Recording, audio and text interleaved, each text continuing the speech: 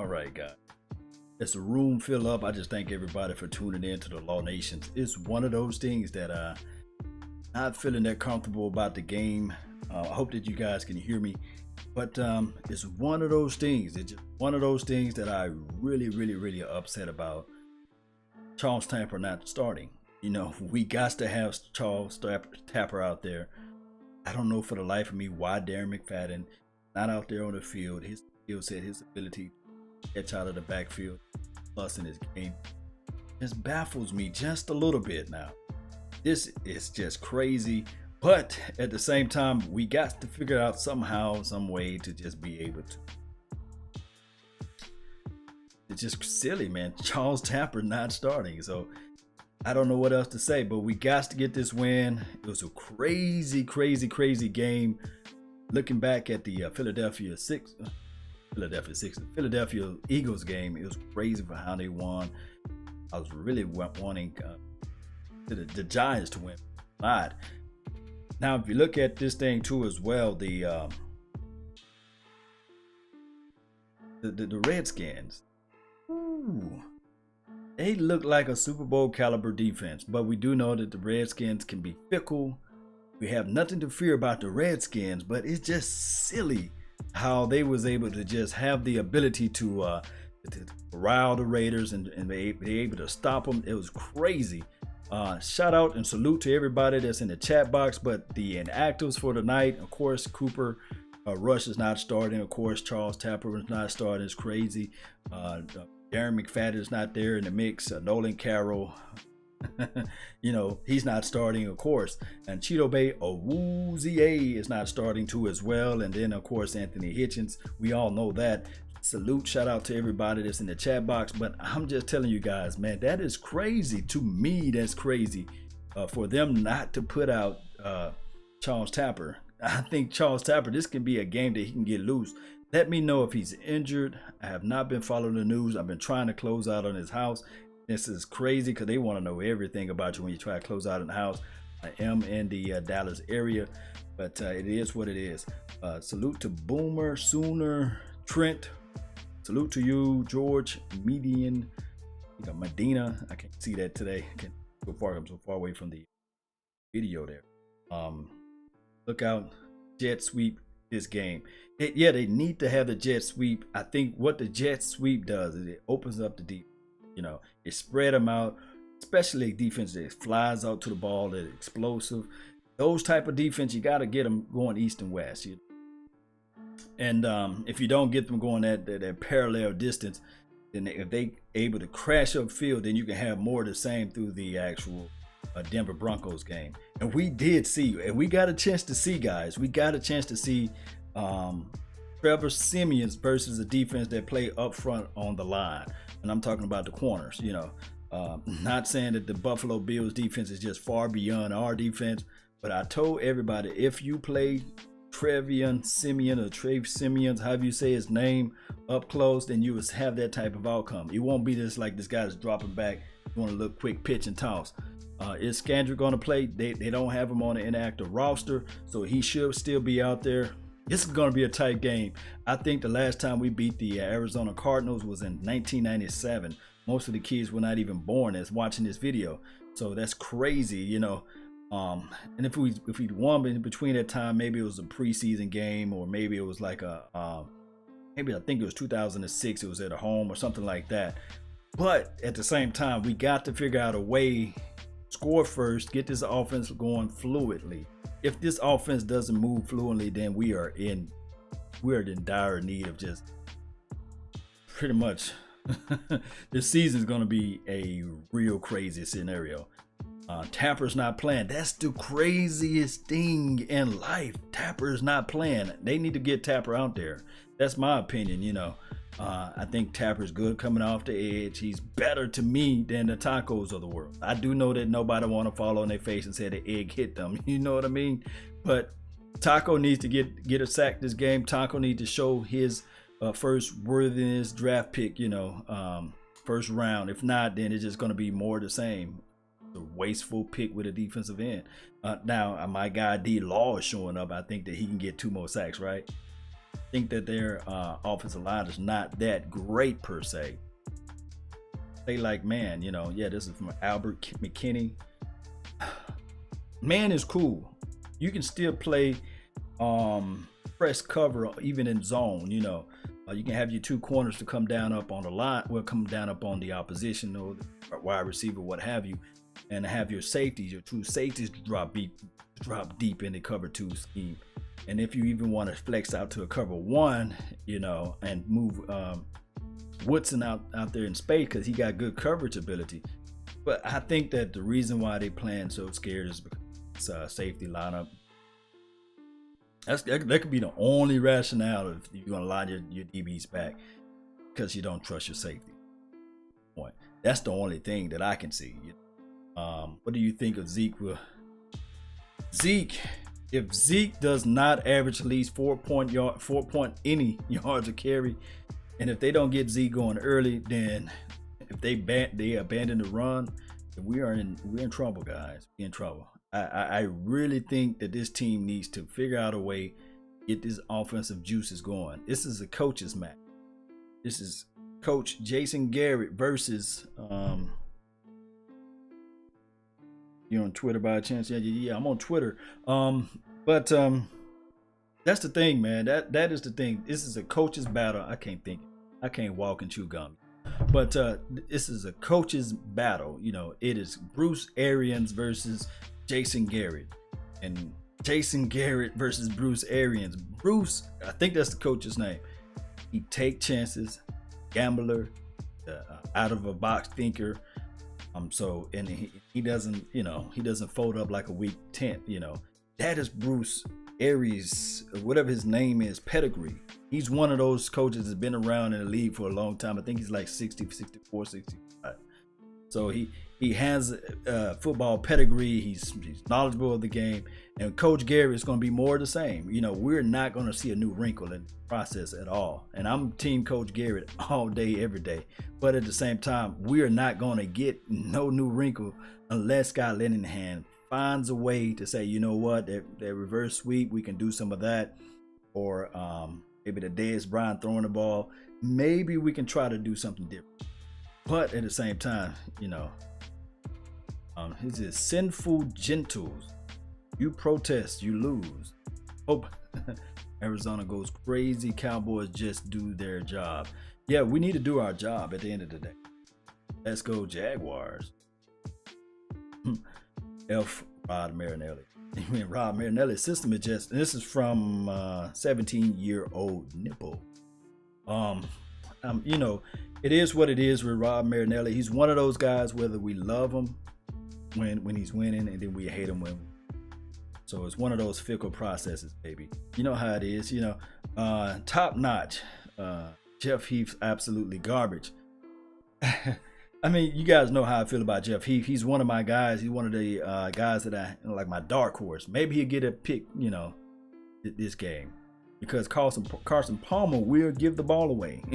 He will do just that, But it's just the same time, we need to figure out something. Absolutely something to get this offense going. I think that we can go back to the saying, if you can get Dak Prescott to throw the ball anywhere between 26 to 30 times a game, maybe, and just maybe we have an opportunity to be looking, sharp in his offense. I don't want to see the 45. I don't want to see the 50 yards of him, 50 attempts of him throwing the ball. I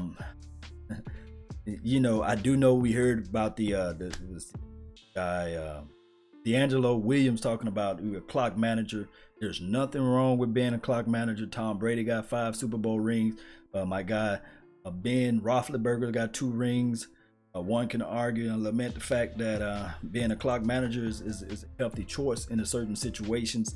John Elway, his last 2 years in this season of his career, he got 2 Super Bowl rings by being a clock manager or controlling the ball and not giving the ball away to the opposition, Run the ball, run the ball, run the ball, run the ball, run the ball, run the ball, run the ball. That's all you have to do with this particular offensive line with Zeke the Freak out there in the backfield. If you don't do that, then you will not win. That's just the bottom line. Dez Bryant is a shell of himself. I love Dez Bryant. I've been fighting for Dez Bryant for he's been playing for 8 years. I've been fighting for Dez Bryant for 8 years, right? But I'm going to admit, he's a shell of himself. He's not going to just be this game changer. Maybe he can do something down here in the red zone. Maybe he can do something down there when the ball gets close to the 30. Maybe he can do something to catch the ball. But to me, personally, Dez Bryant lose focus. He plays around with the cornerbacks too much. He needs to befriend the cornerbacks and be like on this mindset that it's me versus the universe, and I want to destroy my opponent. I want to destroy my opposition. But he don't have that Michael Irvin instinct. So to me, next year, I don't care what it is, the Cowboys need to go out and grab Cowboys need to go out and grab a dominant wide receiver, maybe a number one wide receiver. I don't care. Find him, do something to get somebody who know how to run routes, who can catch the ball in traffic. See what we got out here in this defense, in this offense. Especially, I'm just gonna state an offense. T. Will, my brother from another mother. He's one of those guys that runs good routes. But when it's time for to catch the ball in traffic, I'm talking about up the middle of the field, he just disappears. Now, as far as out to the edge, he can catch it and do the little sweet toes and all that good stuff. Yeah, he can do that. You know what I mean? Bryce Butler, more of the same. Maybe the answer is Noah Brown. I don't know at this point. We don't know at this point. But at the end of the day, Dez Bryant, if this offensive staff don't know how to get him acclimated to this team, get him going early in the game. You're seeing more of the same with Dez Bryant. I love him to death. Looks like Michael Irvin. He wears the number 88. Sometimes the opposition can get into his mind and he just goes bonkers, But hopefully he can catch the ball when it comes his way, and hopefully Dak Prescott can find and have some type of poise and continuity. If not, if we see more of the same, have this wishful thinking of the inconsistencies with Cowboys wide receivers. Because I'm about to say the Browns, but Antonio Brown don't have this issue. OBJ don't have this issue. All of the other Julio Jones of the world don't have this issue. They at least show up. Either you shut them down one game and they just come back the next 2 or 3 games. And that's what we missing out there on this offense. Call me crazy. I love Dez Bryant, but either the offensive coordinator is failing us or Dez Bryant himself is failing us. But it's time out for this, Just like when he reached out for that ball and that ball went through his hands, caused Dak Prescott to have the interception. Come on, man. Ball touch your hand, you got to catch it, I digress. All right, so what else we have? One good game for Dez, and all this talk work will be done with. I'm telling you, Kim Campbell, I need several good. Amount of money that we're paying, we need several good. Not just one, not just two, several. More than that. But I feel where you're coming from. Nobody loves Dez Bryant more than me. Now I'm gonna say that, but I know some of you guys love him too as well. But we want to see this guy get out. I've been on the street corner yelling out, Dez 88, throw up the X, baby. He got to show up. He got to produce. And I'm taking injuries off the board. Injuries or not, he got to show up this game, regardless of the situation. More than one. I don't want to see it. I don't want to see it. I don't want to see him pouting. I don't want to see him running down the field complaining about PI. I don't want to see him doing none of this stuff. I just want to see him dominate, regardless of the situation. That's just me, And I'm just tired of the fickle process with him. At this time, I'm looking at Matthew Stafford, rear. And they had a beast, number 81, Megatron. It seems to me that Matthew Stafford grew as a quarterback when Megatron left, I'm telling you guys things that I do not want to see Dak Prescott force feed Dez Bryant. Trust me, I love Dez Bryant when he get into the red zone. I love when he throw up the X, I love all that stuff. But if they try to force the ball to him, and they lose the integrity of the offense, I'm out. I'm out on them. Maybe last year when Dez got hurt, it was a blessing in disguise. I would rather have, put it like this, I would rather have 11 to 12 targets to Cole Beasley than 7 to 8 targets to Dez Bryant. That's just me. Cole Beasley, he's quirky, he's shifty in the slot. He's one of those guys I'm sitting there like, give the kid the ball, reverse sweep, do something. He can make space happen, make things happen, catches the ball. All right, so and then switch the same way, but I don't want them to force it. When you force things, bad things happen. And I don't think, I love Dak Prescott, but his second year, he's just not that cerebral guy at this point that it was just going to just destroy the opposition. Give the pedigree. He can pass. Dak Prescott is a beast out there. Don't get me wrong. But what I'm saying is that run the damn ball. At the end of the day, man, you got the best offensive line in the league. Dez versus Pat Peterson. Yeah. Feed Zeke. That's what you want to see, Zay. That's what I'm talking about. Tice at Chelsea. Whatever's going on with that, let me know. I don't know what you're talking about. And then trade Dez for a cornerback. I mean, at this point, you're not going to get Dez. You got to show up on the field. That's what Dez need to do. He need to show up and show out on the field. What's up, my Cowboys family? Yeah, shout out and salute the Cowboys, my Cowboys family. Go follow his page. And so the game is going to go on. I'm going to give you guys immediately feedback after the game. It's going to be late. I'm going to have the game posted on Facebook first. Of course, you guys all know that. And then I might shoot it out to the masses, Patreon accounts and that. I really thank everybody for tuning in, following the channel. Give me you guys score predictions. I say it's going to be a tight game, very tight game. I don't see us going over 20 if the offense doesn't come out to a fast start. I'm calling it right now. I'm showing about 18 to maybe a weird score, 18 to 10 Cowboys. That's if they come out to a slow start. If they come out to a fast start, it's going to be 28 to 24. What are you guys' score prediction? Let me know before I close out. Let me know what you guys got. Reed Lawrence from Barry B in the house. Salute you.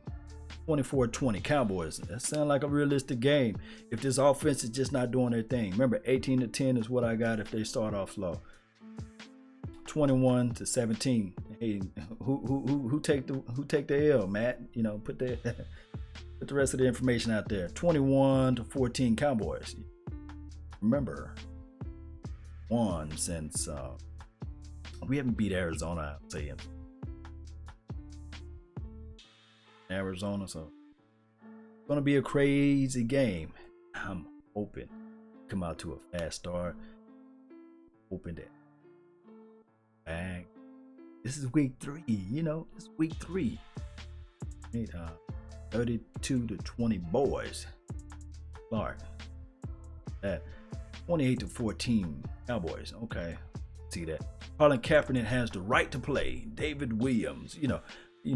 It is what it is. That Raptor charge 31-17. That would be a nice score. 25-18. Senseful, gentle.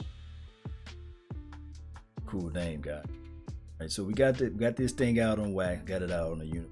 Dallas made. Come on, we need back. I don't know if Tony Romo wanted to come back. It's just a fickle situation for him. But one thing I can say, Tony Romo would make one hell of a coach. Tony Romo. Thinking that if Tony Romo was able to be a whisperer in Dak Prescott's ear, be a plus. And that's probably what was happening last year. Zeke gets 160 total yards.